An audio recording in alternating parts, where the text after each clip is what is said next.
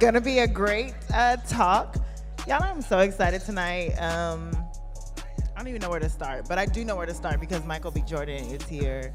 And I know y'all are hyped. Y'all didn't come to see me. Y'all are like, first of all, y'all are fake because you gave me all the cheers and it's like 92% women in the audience. So I know you didn't come for me and that's fine, you know?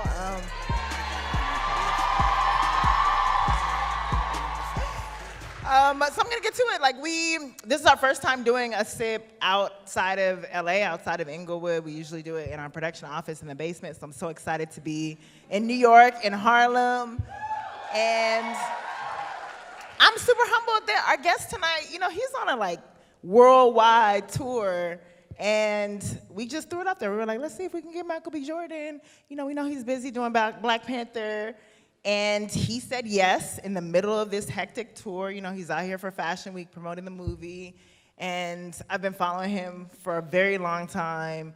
It's crazy that like he's been acting in film and television since like 1999.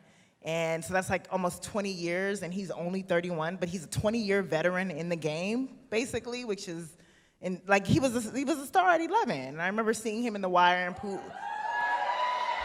you know, I watched The Wire late and binge watched it and just appreciated it for what it was and my heart broke. If y'all haven't seen it, I'm gonna spoil it for you. Maybe.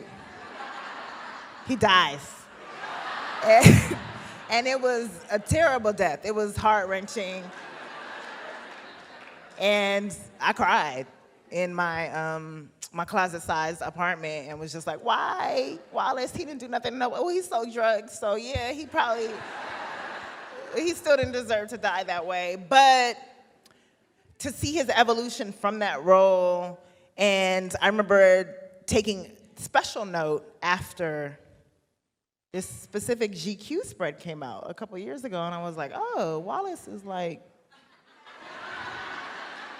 he doesn't need anybody's help. He's alive. He's very much alive, and he's kicking.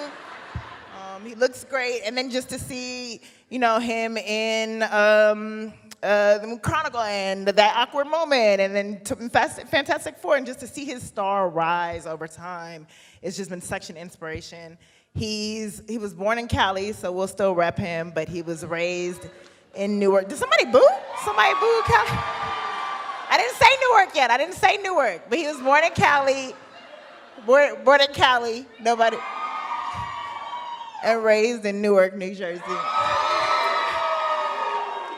So without further ado, I'd like to welcome Mr. Michael B. Jordan.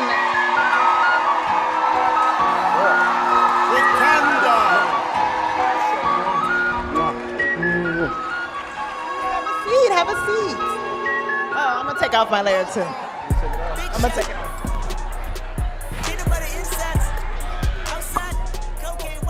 How y'all doing? What's up? What's up? First of all, happy belated birthday. I don't know if you guys are true fans.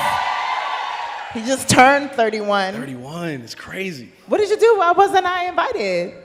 I was in South Korea. You were busy. I was busy. I was. Yeah, we was on this crazy press tour the last couple weeks, and we was over in South Asia, celebrated the birthday out there, and then went to London, and then now I'm here. I heard you had like 3 or 4 different celebrations. Yeah, this is the 4th one. This is the fourth one. We're gonna celebrate my birthday today. Yeah. Because we always start our sips with a shot. So you ready to take this shot? You got my tequila out here? Tequila? Yeah, do we have a shot of tequila up here? I just want to make sure because I see this brown for me. Oh, this is your tequila, yes. All right. So, is there anything that you want to toast to? Let's toast a sip of Issa Rae. I've been wanting to do this for a while. Okay. So I'm glad I'm here. I'm going to do a toast to that. And cheers. Oh, now we're going to get started. We're going to get started. No, we're going to get started. I like that. I like the way that feels in my chest. So I was just saying, like you've been doing this. I'm petty. I couldn't help it. I'm petty. Wow. Already? We were doing so well. So I was telling the audience, and obviously you know this, you've been doing this for like 20 years. Yeah, 20 years. I was 12 when I started. Dang, that's crazy. And when people bring that up, it makes me think like I was like a child actor, but it didn't really seem like it at the time. I was just kind of doing it just to do it. And then one thing about being I guess the stigma or the stereotype of being like a child actor or a child star, because they're used to seeing people that were like so famous so young, Yeah. and they weren't really old enough, they didn't have the emotional tools to handle that type of stardom, so they kind of cracked, or they couldn't really like handle the growth. But for me, it was always like stepping stone to stepping stone. I never got too much too fast. It's like I'm just now getting to the point where I really feel like, you know, people even know exactly who I am or my name. It's weird. It's like, oh, don't you? He looks kind of like Nick Cannon, or what? Did we go to school together or something, or did we go to school? I don't know. He looks familiar, but I'm not sure. But now it's like, you know, getting this type of love and stuff like that is kind of surreal. So it's kind of cool. Well, was it like even just breaking it? Because a sip is really about, like, we know that he's established, we know that he's killing the game, but how many creatives are out here? How many writers? Some directors? Any directors? No. My man. He wants to work with you, that's obvious. Producers? Okay, that was real weak. If you gotta be a producer, you gotta, produce. Any actors? There you go. So I want to hear just about the journey. Obviously, you're branching out into different things, but a lot of people know you as an actor first, and so this is really just about, you know, oftentimes when people like you are interviewed, it's all about like what you're working on now, but we're just interested in the journey, you know? And so like, was this something like acting? I know you started off modeling and stuff as a child. Is this something that your parents brought you into? Is this something that you knew you wanted to do? How did it come about? Yeah, I mean, for me, like my mom has lupus or whatever. She's had it for like 30 years. And she was at a doctor's appointment. It's one of those random stories. She was at a doctor's appointment. I was sitting in the waiting room. She came out of her appointment, and the receptionist was like, "Hey, you should get your son into modeling." Like, I mean, I didn't think I was a cute kid. I was an awkward-looking kid. You know what I'm saying? Modeling would be my first thing. Like, okay, he's going to be a model one day. But I guess the receptionist had two boys. They were in the industry, and at the time, you know, we living in Newark or whatever, trying to get, you know, make some extra bread. She brought me over to New York. I booked my first audition off the top. I got in trouble because I didn't have any representation at the time, so like the company got upset that I was just basically crashing audition. I went down to Penn Station in Newark, got a backstage newspaper, saw a manager who had a random open call. I called up, booked an appointment, auditioned for her. I signed up that day. 2 weeks later, I was going out for background, print work, models, Doritos, all different types of crazy brands and stuff like that. And I just kept booking, you know, from stepping stone to stepping stone, small success to small success. And were you just on the ride? Were you just like, okay, yeah, I'm doing Doritos. I mean, I was 12, 13 years old. I didn't really know exactly what I wanted to do. I was still going to school. I was still, you know, going to basketball practice and, you know, being a regular kid or whatnot. But it wasn't until I did The Wire and I was around all those veterans, you know, like, you know, J.D. Williams and Andre Royo and Idris and Dominic West and all these cats that kind of mentored me, you know what I mean, when I was on the show. And it was one episode in particular when Wallace started taking drugs. He started sniffing coke or whatever. And at the, you know, obviously I'm a kid. I don't even know what that's like. Drugs, like what, you know? And good to hear. He didn't do drugs, guys. Don't do drugs. Drugs is not good. And he basically, Andre Royo talked me through the process of like losing myself into a role. He was like, all right, this is what it feels like. And up until that point, like I said, I was just doing it just to do it. I didn't love acting. I didn't want to be an actor. It was just kind of like what my path was at the time. So I lost myself in that role, in that moment, for like maybe 30 seconds. You know what I mean? And that was the first time I was like, I don't feel like Mike. Is this what acting really is? I'm like, oh, this is a cool feeling. And afterwards, I was a little depressed. You know what I mean? It was weird. It was a weird feeling. And I've been chasing that euphoric feeling of trying to like lose myself in the roles ever since. So it wasn't until like The Wire that I mentally made a decision like, okay, this is something that I might be able to do. And you know, David Simon knocked on my trailer shortly after that. He's the creator of the show. And he was like, well, all right, time out. So one thing on The Wire, nobody's safe, all right? Like people, they die, they dropping like flies it was left like and right. The original Game of Thrones, like Black Game of Thrones out here. I was like, we just got to know Wallace and now he's dead. He's gone. Dead. He's gone. You should watch Spoiler it. alert, he's gone. It's gone, it's over. So it was one of those things that you never wanted him to knock on your trailer door at all because you know it was game over. It was over. Your run was done. So when he knocked on my trailer, I was super sad. I was crying and stuff like that. And yeah, I was like, whatever.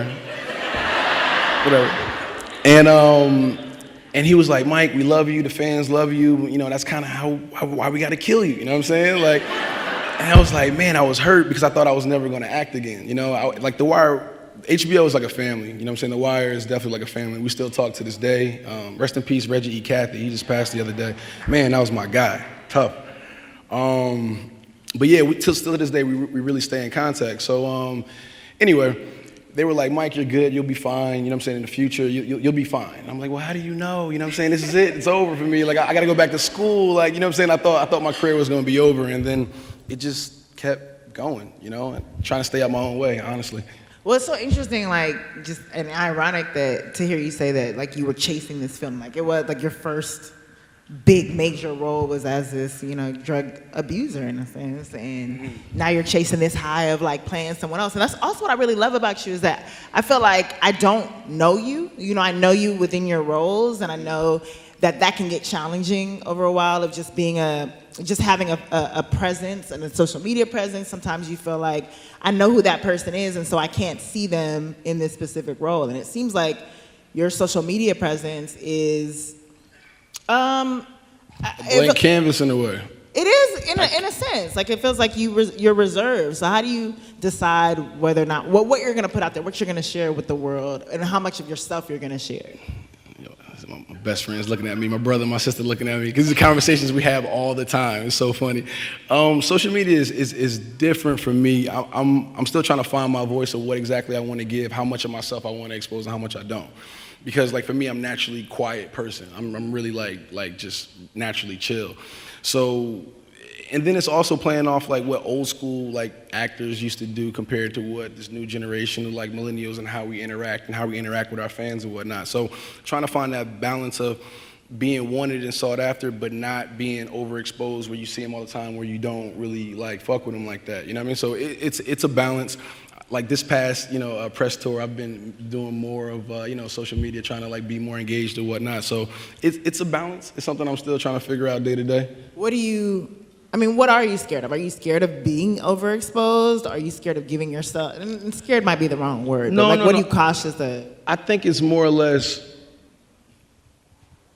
people care what I'm doing. Which is interesting. You know what I'm saying? Because like sometimes I'm like, damn, you really care about like what I'm putting on today or where I'm going? Like, I don't really care that much. Like, it's just one of those things where I'm still like accepting the space that I'm in and like owning the moment and the success that I have. You know, for a long time, I used to feel like I didn't deserve the accolades or the things that I was getting, because I was like, a lot of things came natural to me. You know what I'm saying? And I work hard, I sacrifice, all that good stuff. But I was like, damn, all my best friends, people that I know growing up, my peers, like, why am I the one that's getting the success in this lane and not everybody else? So it kind of put me in this weird position of just being chill. Yeah. If that makes sense. No, it makes a lot of sense. Yeah, it just made me just be like super chill. Like, you know what, I'm just going to keep doing what I'm doing, keep my head down, work hard, put as many of my boys on, of my people on as I can. I'm not doing it so people can know that I'm doing it. I'm doing it because this is what I'm doing. You know what I mean? I let my work speak for itself. That's kind of how I've always been. So, and social media is kind of, to me, has always been, I've always looked at it, and it may not be the right way to look at it, it's like more braggadocious. So like for me, it's always been like, chill. I don't need to like tell people what I'm doing. I'm just doing it, and they'll see it later. Well, it's interesting because I feel the same way now, and I relate to you now. But I'm someone who started off like on the internet, started off with social. What is it? Oh, you don't want the brown? No, I want that. We'll just slide it over this way. It's fine. We good. This for you right here. Got ice in it too. Thank you. I got you. But like, as someone who started off on social media, like I remember just being free. Like nobody knew me, so it was just talking shit, and that just became a presence. And then as I got, I guess more known, I started to be a bit of a recluse. And then in that way, I'm wondering, because social media brought me so many opportunities, and I know for a lot of people out there, a lot of people are using social media to get on, in a sense, and to get their voices out there. So in being a recluse and in sort of holding back, do you ever feel like you're missing out on opportunities? Do you think about it more strategically? And that's the other element of it. I guess I grew up in an era where social media wasn't a thing, and I was acting and like working without Facebook or Instagram or Snap or any of that stuff. So it wasn't it wasn't really affecting my path at that time. So I never really felt like I had to do it, you know what I'm saying? But I know, for right now, it's a platform that anybody can do whatever they want. Everybody's an entrepreneur. Anybody can get on and do what they need to do. And that's the beauty of social media, and that's great. I do feel like, even my engagement, if I engaged more, it would definitely be a lot more opportunities. I'm definitely leaving a lot on the table by not being as, engaged on social media. It's something that I definitely think about, but always calculated into, like, man, the fear of success is real. You know what I'm saying? The fear of, like, not turning it up all the way is a real thing. So being like, okay, cool, in my mind, I haven't even turned it all the way up yet. Right. Like, I haven't even really took advantage of all my opportunities, of everything that's, like, at my disposal, and I'm still doing good. So the fear of, like, what would it be like if I put my pedal all the way to the floor, if I really, really, like, went hard? And that's a human nature thing. So me personally, through my growth and my path, is something that I've been trying to, grow and evolve. And, at 30, 31, you start to, you say men are a little bit slower. You know what I'm saying? That's correct. Can we give an applause for that? Y'all clap for that. It's like I'm finally getting to the point of, like, owning it, you know what I'm saying? Especially as a black male, you know what I'm saying? That's, like, trying to be leading man, want to be an example, trying to be, a mentor, set an example for next generations. It's a responsibility, and owning that space is something that I take seriously. And I'm just now starting to really, like, come into my own in a way of feeling comfortable, like, regardless. Well, yeah, I want to touch on that because you talked about, even just starting at age 12, being in front of the screen, and you feel like you're kind of just getting on, even though you've worked so much, to the average person looking at you, it feels like you've had a substantial career. So just even within that, like, have you ever felt like, oh, when I take this job, I'm about to be on, like, things are about to change, this is about to do it, this is about to hit, and it didn't work out that way, and how you proceeded after that? Nah, it's always been like,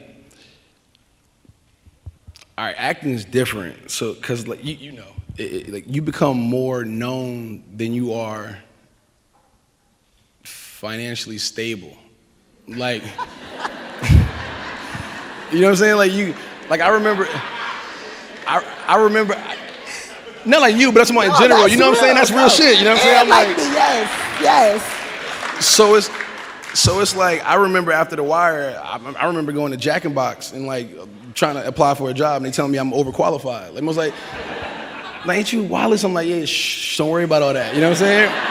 Like, me and my best friend, like, when we was living out in the valley, like, people knew who I was, and, oh, that's still that, oh, you look familiar type of thing, but I'm in here, like, with a job application because I'm broke, and you know me, but I ain't got no bread. You know what I'm saying? So it's so that feeling of, like, oh, this is the one that's going to set me straight. It didn't really work like that. It was always like, okay, this is a chess move, and I'm gonna take whatever I get from this to reinvest in myself.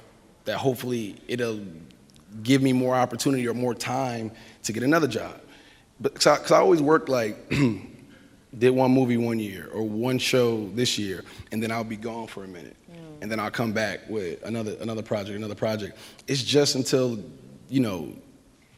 this past year where I did two consecutive things where I'm like, okay, I can stack up money. I can save this check. You know what I'm saying? I can save this. And were you not saving before, or was it just like, oh, no? I mean, was it like, oh, I got this check, good, I'm out of debt now? Yeah, I mean, it's like, oh, I got this check, let me go pay back what I've been borrowing, or, like, how I had to, like, borrow from my cousins or my aunt or, like, my sister or whoever to try to make ends meet just to give me the opportunity to stay in LA to audition for more projects. Right. So when I get that, it's like taking, and then,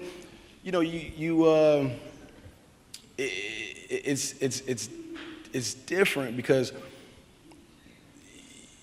I never wanted to. I always saw myself being leading man, I always wanted to. And I know you have to say no to a lot of things in order to keep that alive. Like, sometimes if you, Like, what kind of things were you saying no to? I mean, I said no to a lot. And how did you have the confidence even to say no, like without, because if you were out here like, I gotta be check to check and niggas don't know me and I gotta like, you know, like how did you, or niggas know me but I'm still broke, like how did you say no, how did you have the confidence and the strength to say no to what could potentially be a check? It just didn't feel right. Like I never chased money. Like money has never been my thing. It's always been like I want to like build something. You know what I'm saying? I want to build something that lasts forever. How do I become leading man? It's like, okay, cool. I gotta like do projects that's constantly put me in this light or like moving me in such a way where I'll always be like respected in a certain sense. You know what I mean? And I never wanted to play stereotypical roles. You know, and even the ones that I did play, they stood the test of time. Like Wallace could have been stereotypical. Vince from Friday Night Lights could have been something else. Like that's one of the reasons why I did that awkward moment. Even though the film didn't do what it was, and all my boys came out of it was like, "Yo, Mike, that shit was trash, bro." like I got people around me that's gonna tell me what it is. But for me, it was like, okay, cool. I got like Zach, you know what I'm saying, my boy Miles, you know, like I fuck with them. They're dope actors, you know what I'm saying. And then it's also that fan base. What do I need to do in order to cross over? You know what I'm saying, to a certain degree. Like how do I become universal? That's always been my thing. Is like I wanted to be universal. I wanted to be international. Right. Like international is kind of something I've always thought about. Why doesn't the stereotype of black films or black actors don't travel overseas? Something really bothered me, and I was like, damn. Well, how do I get around that? It's like you look at Tom Cruise, you look at Will Smith and Denzel, and those are the only really ones that can open the film, and that bothered me. I was like, why is it only like a handful of actors that, you know, for whatever reason, can only open up overseas? I'm like, what were they doing? What type of projects did they do? That's what I want to know, like, in between time, because obviously we only see he booked this role, he booked this role. What are you doing in between time? Like, what are you researching? Obviously, you put a lot into the roles that you get, but pre-getting those roles, like, what's the work that you're doing to get out there to make sure that you are on the Denzel and the Tom Cruise level? It's, oh, man. I'm trying to think what's the best way to answer that, because there's a lot of movies that came across my desk like, okay, that's not for me, that's not for me. And just to respect the guys that got that role, I'm not gonna put that on blast. Like, okay, that wasn't for me. But because what's for you is for you. Mm-hmm. What's for me is for me. Can't nobody take it away from me. And I can't take nothing away from nobody else, you know what I mean? And you clap that.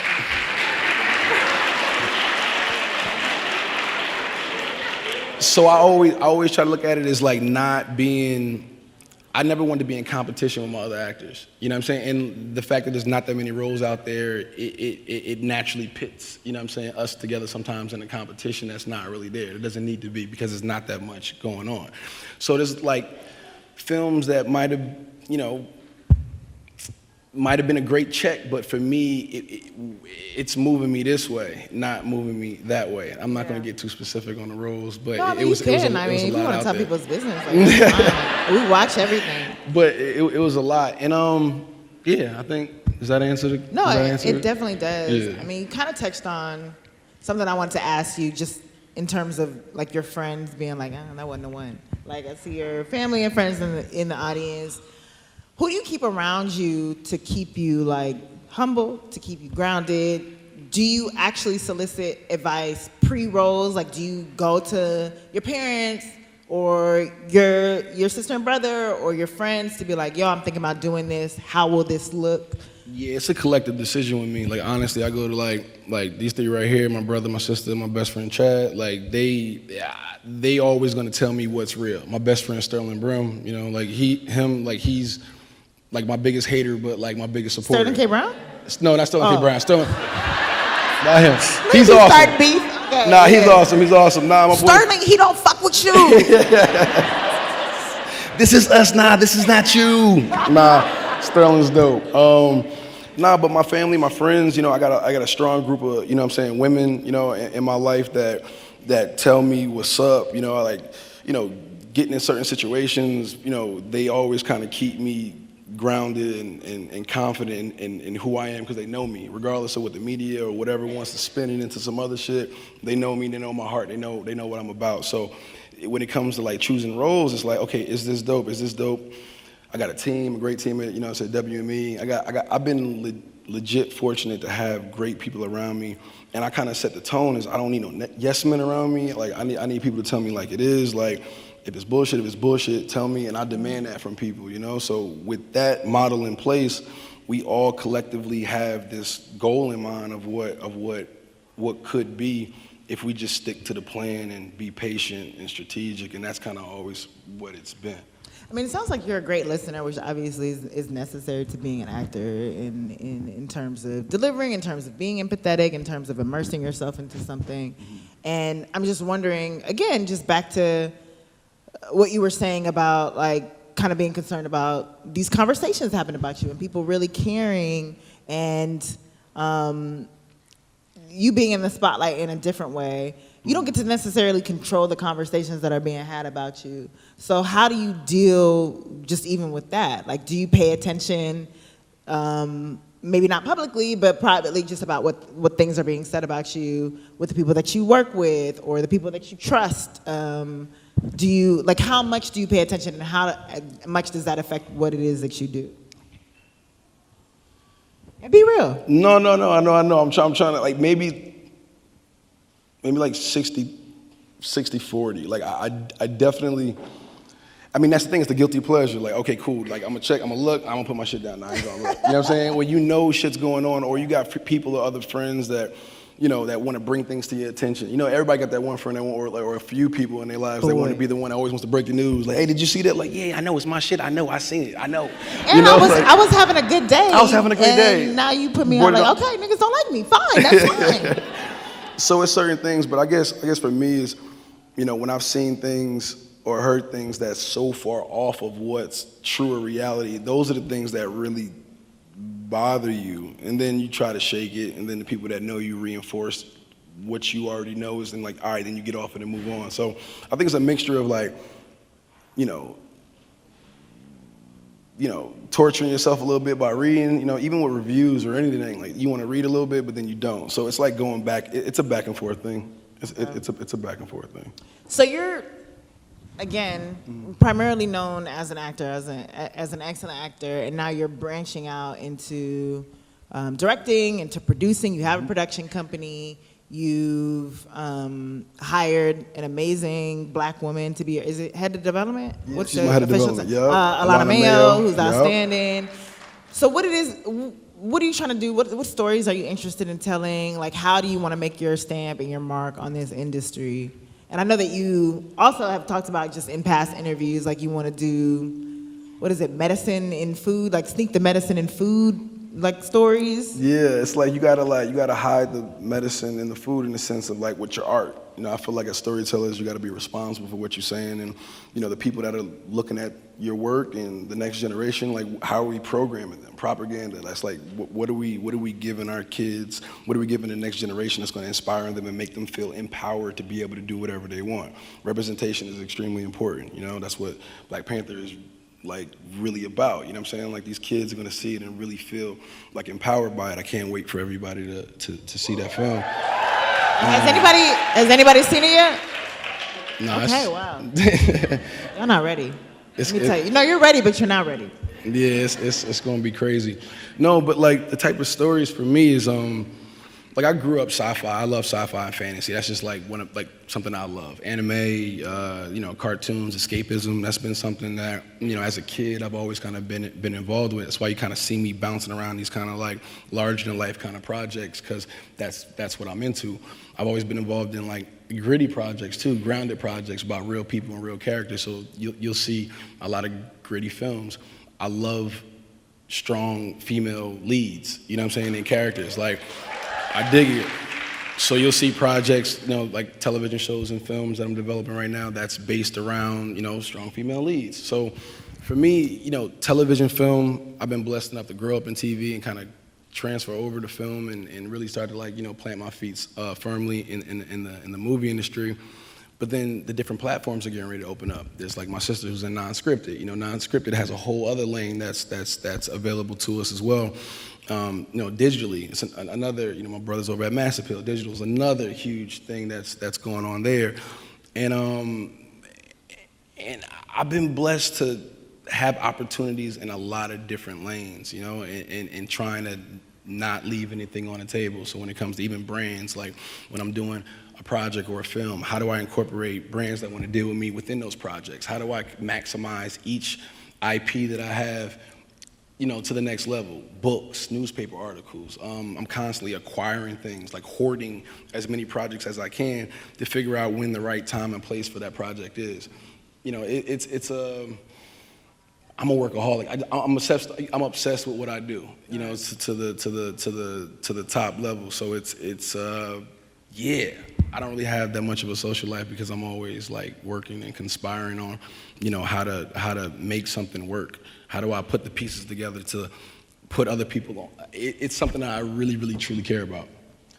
How much, I mean, again, since you've been in this business for so long and you've kind of seen just a shift of just even your own influence, have you ever been told just by the representation that you've had or anybody that you've worked with, whether production companies or studios, like on an advice level, like you should do this project because it will reach a broader audience / a wider audience? Because I know I've gotten that advice on my own, like you should make these certain moves because this will take you out of this, pigeonholed Black audience, which is kind of how they view it, and will bring you on a broader, massive scale. And so if you received that advice, how did you take it? Especially given something like Black Panther, which is so Black, is the Blackest project of 2018 so far.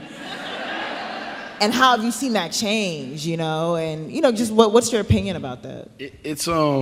I've definitely gotten advice like that, and I took it constructively, and it was the right, like that awkward moment. Like, I took that project on purpose. Like, I knew it wasn't the best script, I knew it wasn't, the most amazing thing, no knock to anybody, Tom Gormkin, that's my guy, all my boys, doing that project. It was a thing, but it was a chess move for me. It gave me my biggest check to date that allowed me to stay, not to date, I'm sorry, at the time, that was like. I was gonna say, Marvel. No. At the time, it gave me like my quote. You know how quotes work. So I was like, okay, this project's gonna set me where? Okay, cool. It's not really gonna hurt me, is it? Nah, but it's gonna give me what's the pros and the cons? And you weigh out that business decision. You know what I'm saying? And I knew I had Fantastic Four coming right after that. At the time, it was supposed to be amazing. Okay, it was supposed to work. On paper, that project was supposed to be awesome, but I took that project for a lot of other reasons because it was the first character that was written white that I wanted to make Black. Like, it was that simple. Like, and just for the fact that I wanted to set that example and I wanted kids to see that, like, okay, cool, it doesn't matter if he's written X, Y, and Z. There's nowhere in this, these wiki pages where it says he had to be white. You know what I'm saying? He could be Black also. And that's the type of, those are the type of moves that I wanted to make within the industry to set the example, to show people that it didn't matter how it was written, it's about how you portray them, and the best person for the job should get it. So Fantastic Four was one of those projects. And as the industry kind of shifted in the conversation about, colorblind casting started to come around, diversity hires and all this other shit started to become more and more of a conversation, Oscars so white, et cetera, all these things started to pop off. You start to see a shift in studios and production companies and producers that were looking for culture because they finally started to realize that we were it. That we are the tastemakers, we are the trendsetters. Like, this is a huge market that, we're the number one consumers. That's just what it is. Like, we set the trends. So to be able to, the conversation started to shift, and that's when I really started to be like, okay, cool, from the inside, we have an inside point of view. We can see how the industry is getting ready to go before everybody else does. So to kind of get ahead of it and be like, okay, let me start producing and like grabbing up all these projects. So when it does hit, when everybody's looking for that next all Black this, Black that, we're already there. We're already in position to kind of like execute off that. So it's definitely shifted over the past 10 years, 5 years even. It's been major. And then after Black Panther, not to keep going back to it, when this project comes out, you'll see a huge shift. It's going to be a huge shift of not only the next generation of writers, directors, producers that are going to be like, okay, this is what's possible, but then also the other studios that may not have been the first to get behind a project like this. You got somebody like Marvel, arguably the biggest studio in the world, you know, that's getting behind Ryan Coogler and this incredible fucking cast. You'll see everybody be like, okay, well, Marvel did it, and then it made how much? And this did what? Okay, cool, I'm gonna do this too. Where's the next this? Where's the next that? And then you'll start to see more and more projects, even strong women, like all those characters. Oh man, the women in that, it's unreal. Completely. Like I was telling you backstage, like and just even being in the theater before the movie started, and just the energy of wanting something to succeed, and just being there, sitting there like, ooh, this is about to be dope. It's about to be dope. Please let it be dope. Please let it be dope. I hope it's dope. I hope it's dope because I'm here, so it's gonna be dope. And then to have it like, you know, exceed expectations and be dope, and then just the energy post that, like just talking to different creatives and just being like, wow, like I want to do something. To know that it's gonna inspire generations is just so powerful. So I know we have like 10 minutes, and I want to open up to audience questions to be able to ask you things. So, you know, my last question, I'm trying to decide if I want to ask you the cautionary tale thing, or if I want to ask you what was my other thing? What you got over there? You got a lot in that. I know that I didn't even touch. So I can either ask you when the last time you were like, fuck this shit, like fuck this industry, fuck all this was, or just what your cautionary tale within the industry is. Like I have an example of a girl who I super respected, and then like she just won't let go of this one idea over the last 15 years. I've just seen her do this one idea, like hold on to it, because she was so scared of just like, this is my only idea. I'm gonna make it a novel, I'm gonna make it a play, I'm gonna make it a movie, I'm gonna make it a TV series, and it's just never evolved. So if you have a cautionary tale, so either you want to answer when the last time you were like, fuck this shit, or like if you have an example of a cautionary tale. I think they kind of go, I got one that kind of answers both, I guess. Okay. Yes. It's a fine line between being passionate, obsessed, and like never giving up on your dream, and being realistic about certain things. It's weird because you kind of almost have to be insane a little bit to have such blind faith in something that you can't see, you know? Oh, everybody's crazy. Yeah, just a little bit. But when it comes to like your career, like, you know, it's something that's like, it's not your typical, you know, career choice, you know what I'm saying? Like, and it's like a lottery. It's like you're winning a lottery, you know what I'm saying, to become successful and actually have a career and being able to do what you really want to do. And when you see somebody who, like you said, has this one idea, and in your mind, you're like, girl, you gotta give it up. Like, you tried it, it's over, but how are you gonna tell somebody to give up on their dreams? Because there've been times where people give up right before they about to get whatever they need to get. Like, damn, you right there, you right on the door. And it's always the toughest when you're like right there, when you're about to say, fuck that shit, I'm about to walk away. But then if you would've kept going just a little bit longer, everything would've opened up for you. So it's like it's a real fine line between, you know, walking your path and saying, fuck that shit, I'm done. For me, I never had a plan B. You know, I never, you know, once I didn't go to college and I moved out to LA, I was like, man, this is it. You know, I can't, I mean, this is all I really got.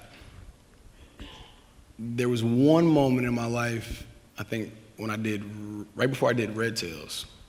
I did Red Tails, George Lucas, another film that, you know, wasn't at, you know, what I wanted it to be. But I remember, right when I was going to Jack in Box, trying to get a job, I gave my last check of everything, my savings, everything. I had nothing left. I was like, cool, this is it. And I was like, if it doesn't happen this month, I'm going back home to Jersey and I'm gonna figure it out. I'm gonna figure it out. I don't even know what I'm gonna do. I'm gonna figure it out.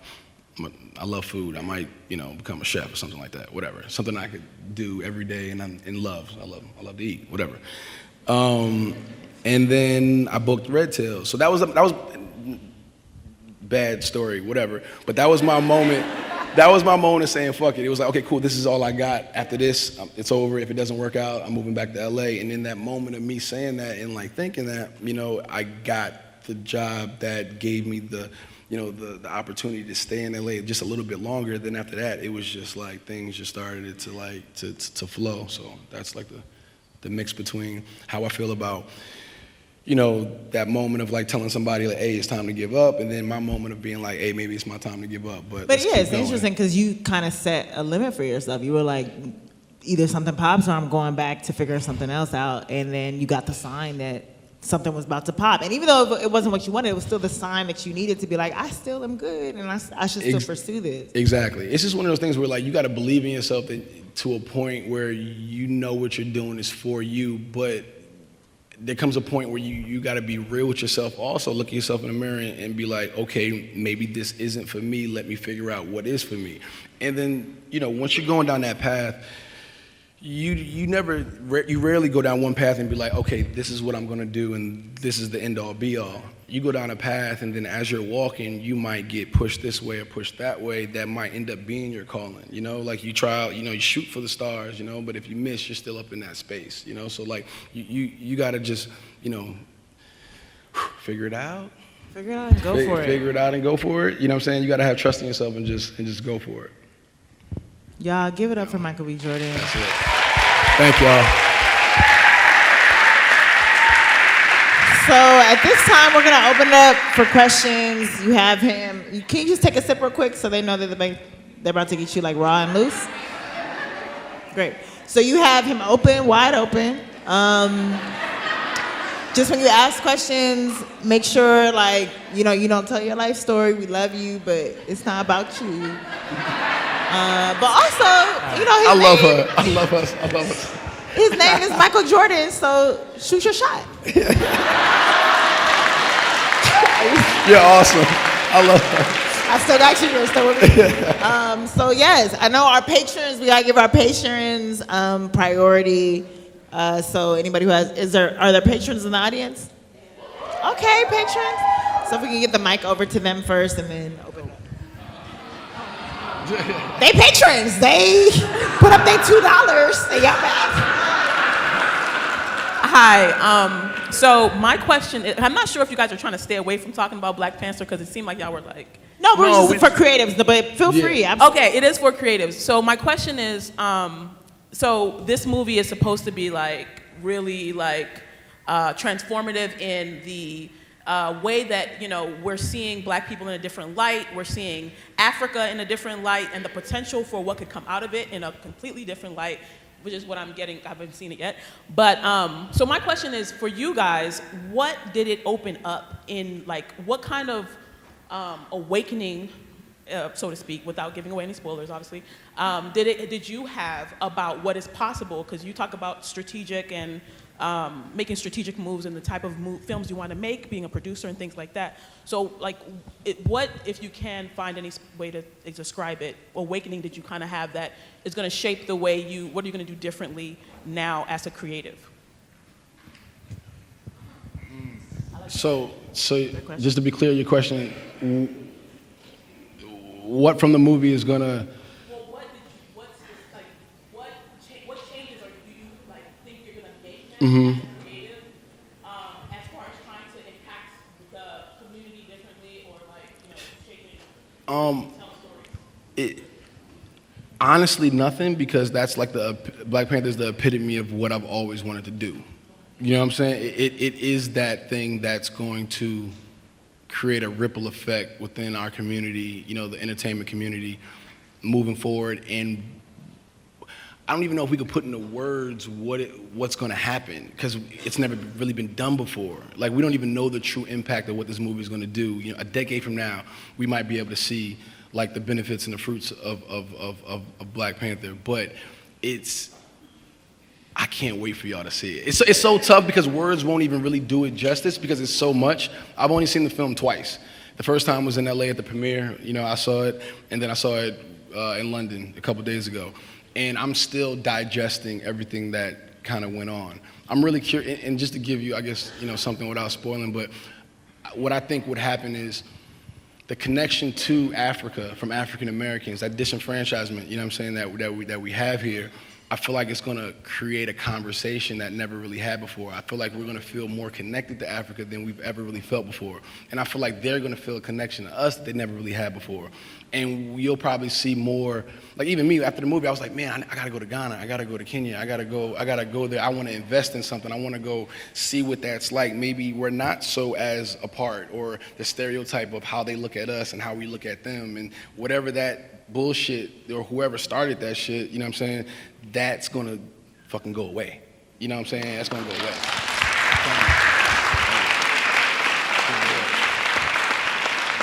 Yeah, white people started that shit. Next question, with patience.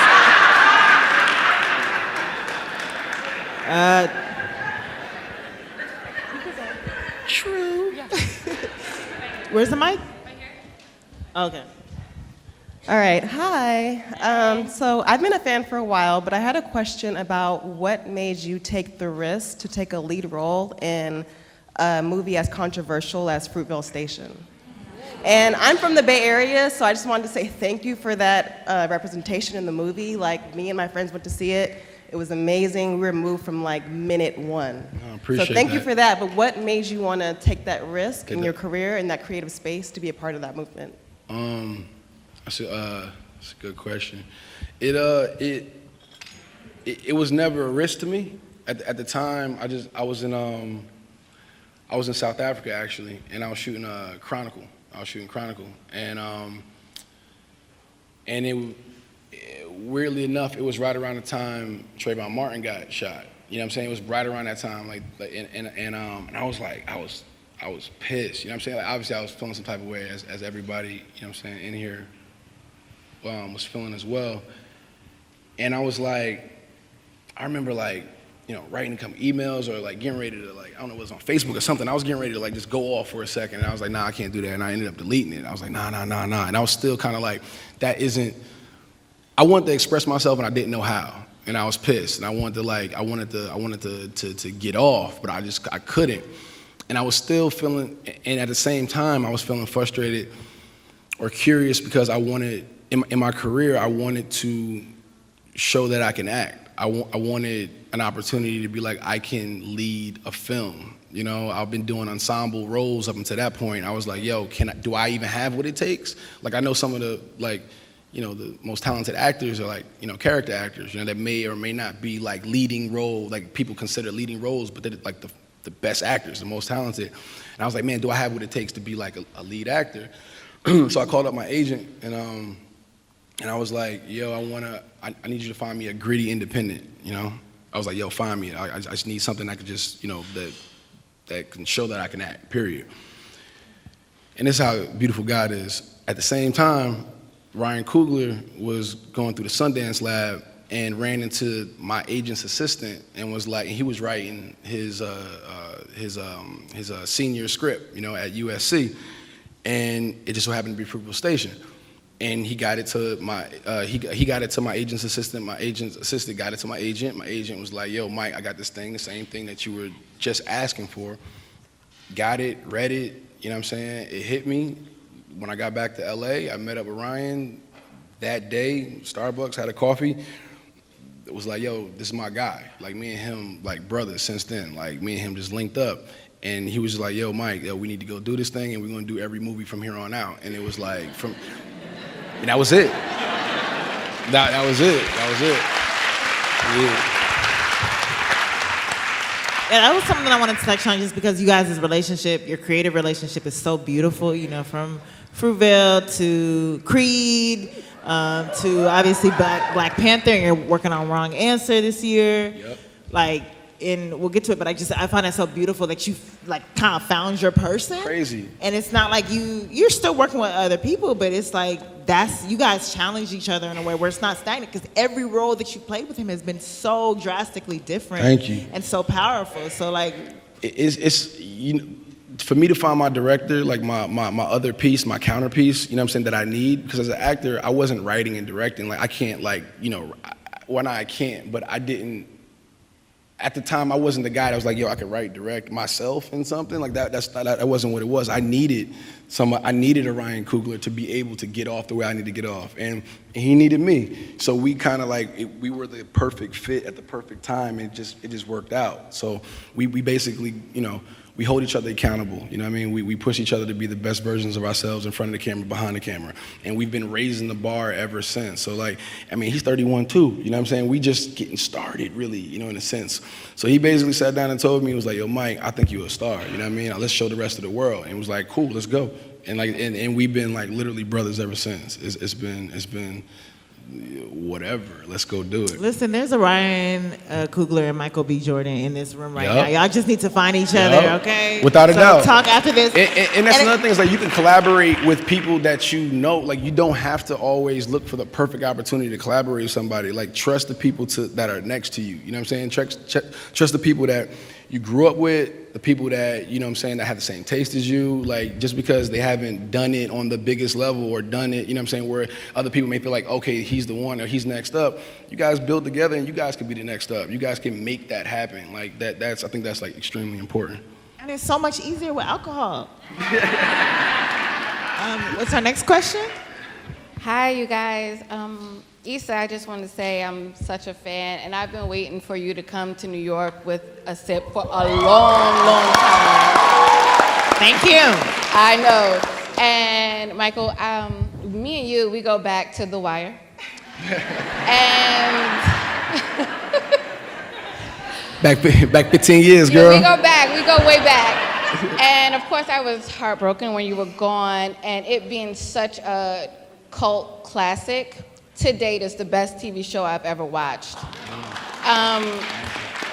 Did you have to get over being that role to get more gigs? Were you only seen as Wallace, or were you able to easily branch from that to other projects?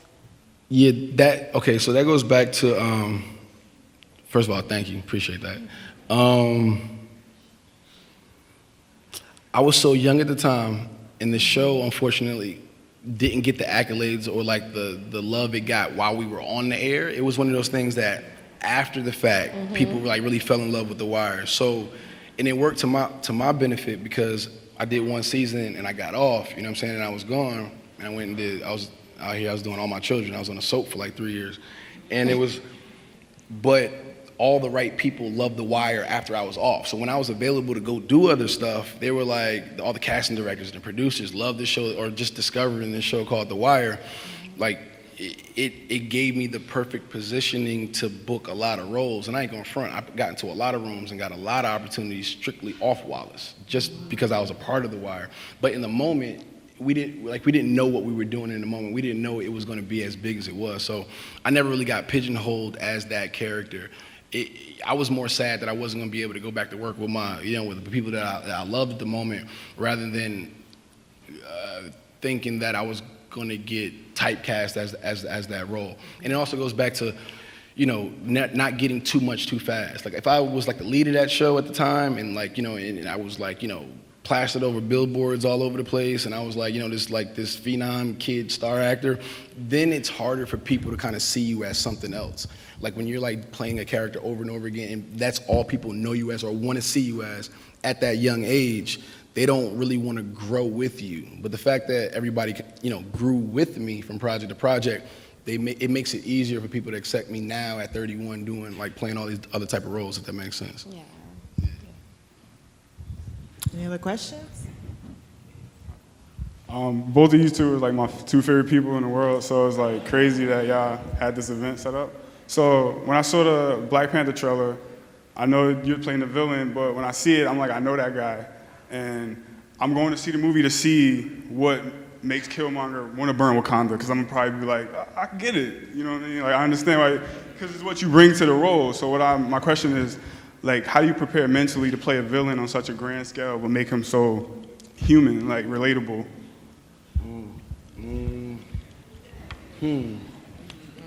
That's a good question. Let me take another sip. Me too, on GP.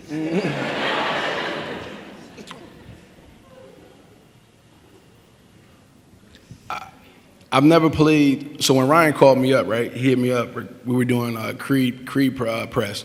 He was like, "Yo, Mike, I'm about to go do this thing, Black Panther. I want you to play the villain. Like, what's up?" And I was like, "Cool, let's go do it." Like, it was like that simple. And he kind of told me his vision for what he saw for the role, and I was like, "Man, is Marvel gonna let us do this shit? Like, they gonna let us say that? Are they really gonna let me like, okay, cool, all right, let's go do it." And as we were like kind of building the character, so hard because I don't want to get nothing away.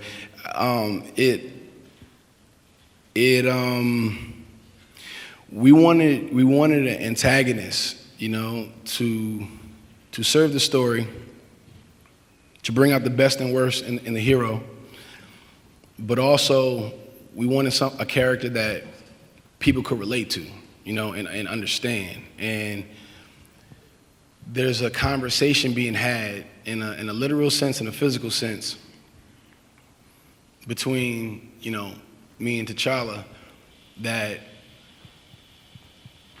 both are making valid points in the argument, you know? So it's not your typical, you know, twirl the mustache, I'm about to blow some stuff up just for the sake of blowing it up, you know? It's not like that. You know, we wanted to make it hard for the audience to choose, or if you're gonna choose, you know what I'm saying? So it's one of those. So it's real complicated, and my words is not gonna do it justice at all. And it's really hard to talk about it until you guys see it. So, but you know, the humanity element to it all is like we wanted to show real shit. You know what I'm saying? We wanted to keep it as real as possible, and it'll make sense once you see the movie.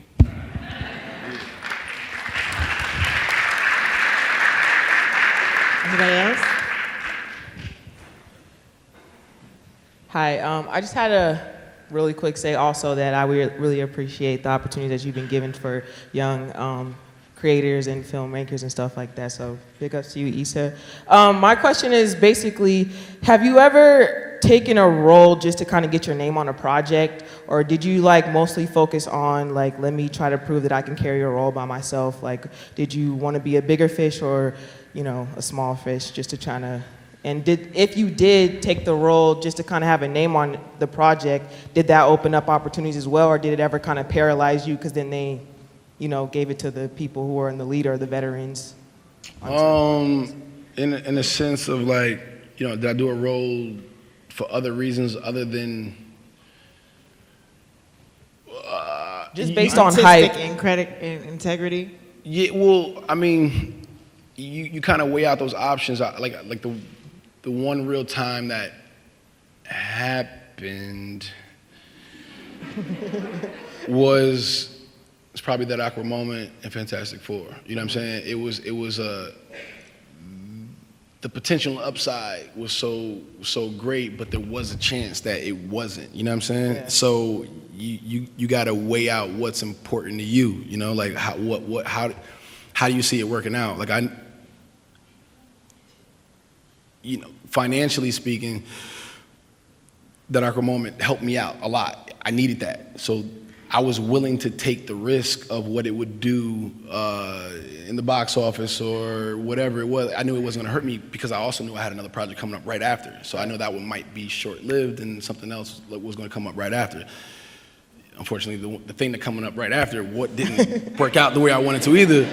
But that's the risk that you got to take, you know? So it all made sense in the end, but in the moment, you're like, man, was that the right move? Was it not? But it ultimately ended up in the place where I needed. So the answer to that question is like, yeah, I did, but, and you should if it makes sense. You just got to be able to see 5-10 steps ahead as best you can to be able to like make the right chess moves. And, you know, I was making the right moves, I guess.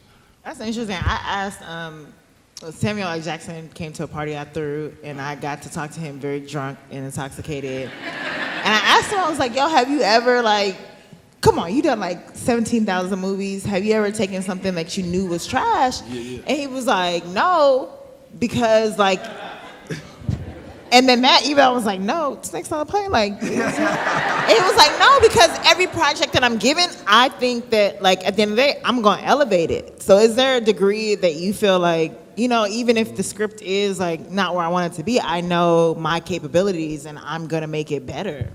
Yeah, Yes. Yes. I was embarrassed to ask that question when I woke up the next morning. Like, why did I ask him that? No, but that's it was valid. I think it is, but you know, it's not like we're doing a song and it's like, all right, I'm gonna come in and I'm gonna kill my shit, and the song's gonna be a hit. You know, it's like, nah, I gotta do this movie. I got my role, but I also know that they got posts. I don't know what's gonna make it to the actual screen. I got other actors. There's a whole bunch of scenes I'm not in that I ain't got nothing to do with. There's like marketing, there's this, that. There's so many things that takes to build a film that whether I give the performance of my life or not, it depends on how everything else falls into place will determine whether or not I shine or not. So there's certain things like, yeah, I can elevate it, but I think that's more for me now where now I'm a producer on projects. Now it's like, okay, cool, if I'm gonna be in this, I'm gonna produce it also because I have to almost guarantee it's gonna be a hit. I gotta make sure my opinion's gonna run through and through the project, not just in front of the camera. I gotta have a say-so of like, okay, who's the DP gonna be? Who is this, who's that? Well, okay, gonna give notes, et cetera, et cetera. So this now if I take a project that I feel, you know, on the page isn't amazing, I got to make sure the page is going to be amazing before I actually do it. So now it's like it's a longer process of production or like prep to make sure the script and shit's right. And if it ain't right, I'm not going to do it. But I'm going to build it to the best of my ability, and if it's not right for me, I'm going to give it to somebody else it's right for, if that makes sense. So that's kind of my mindset now, is like, I'm going to hoard all these projects that I initially love or I see some great in, build it for myself, and at the end of when we get to the, you know, the finish line, when it's getting ready to go, if it's not for me, man, shit, I know about 30 other ones that it might be great for, and then boom, and that's how I want to kind of, you know what I'm saying? Like that's outside of being like, okay, cool, I see you, I know what you want to do. Let's go build something for you to go do. Let's make the perfect tailor-made, you know, project for you to get off. That's kind of like my approach to certain things when it comes to that. So we have time for one more question. Make it good. Okay, it's you. I got the last question, y'all. Hi, Michael. Hi, Issa. Hi. What's good? So, Michael. What's up? I see you have your family and friends sitting here, and I have a sister who's a director, and she's very talented and works with Cassie Clausen. Sometimes, you know as creatives, you get down when you get things that don't go the way that you want it to go. What sort of things did your family and friends do to support you and to, reinforce that you are the talented person that you are and get you where you are today? And I guess it's a two-part question because I also have a question for Issa. I've been following you since Afterward Black Girl. And I love Insecure. You ain't, Joe is not in an open marriage. I don't care what you say. And, I had a conversation with a coworker about, Insecure, and her being an older Black woman, she felt like, oh, well, that's not how we talk, that's not what we do, she's more demure. And kind of not falling into that respectability politics, version of Black womanness. Do you get a lot of pushback from that in the industry, as far as being, I guess, real and not writing characters that are stereotypical or respectable? Thanks, guys. Thank you. Okay, so what do my family and friends do to keep me grounded? They consistently tell me that I ain't shit on a daily basis. Ain't that right, Chad? Lord's work. Yeah, pretty much. Look at him. Ain't shit. Don't put your head down. We here now. Yeah, we here. They're my biggest haters and biggest supporters. I think that's kind of what it is. You should be able to tell your family and friends what it is and be hard on them and push them to be the best versions of themselves. And that's what they all do. I don't have anybody around me that's kissing my ass or telling me my shit don't stink or whatever. I just don't have that. Yeah, that's where the humility comes from, I think. Yeah. This isn't about me, so I'm gonna just keep it short. It's a no. I don't have that pushback, and if I have that pushback, I don't listen to it. But with that, I just want to thank Michael B. Jordan so much. Thank you for coming. Thank you. Honestly, Again, I'll reiterate it. It means a lot that you've been doing this worldwide press tour. You came by our little like corner in Harlem to donate your time and dedicate your time to like answering these questions. So thank you, thank you, thank you.